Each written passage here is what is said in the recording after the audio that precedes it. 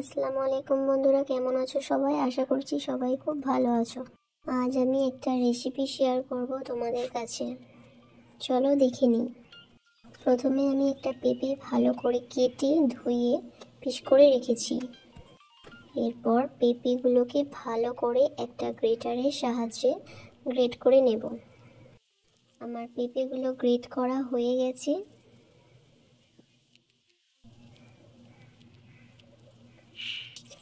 এরপর কড়াইয়ের মধ্যে অল্প পরিমাণ তেল দেব। তেল গরম হয়ে এলে তার মধ্যে একটা শুকনো লঙ্কা দিয়ে দেব। কেউ চাইলে ঝালের পরিমাণটা বেশিও দিতে পারো, যেহেতু ঝাল খাই না বললেই চলে তাই একটা শুকনো লঙ্কা দিয়েছি। এরপর শুকনো লঙ্কাটাকে ভালো করে নেড়ে চেড়ে নেব।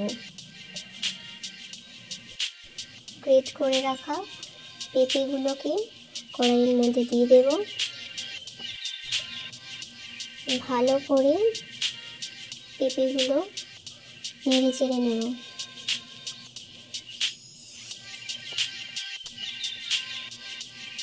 পরিমাণ মতো চিনি দিয়ে দেব।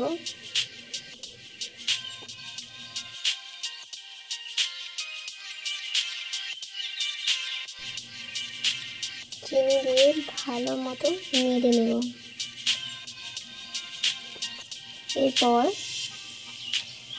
অল্প পরিমাণ জল দিয়ে দেব।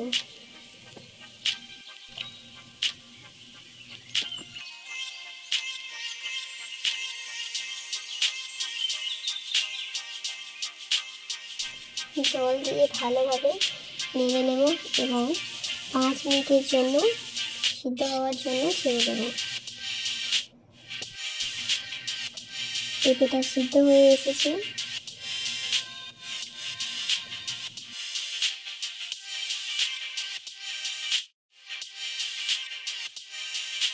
এরপর আগে থেকে ভেজে রাখা কাজু কড়াইয়ের মধ্যে দিয়ে দেব। আবারও ভালোভাবে নেড়ে চেড়ে নেব।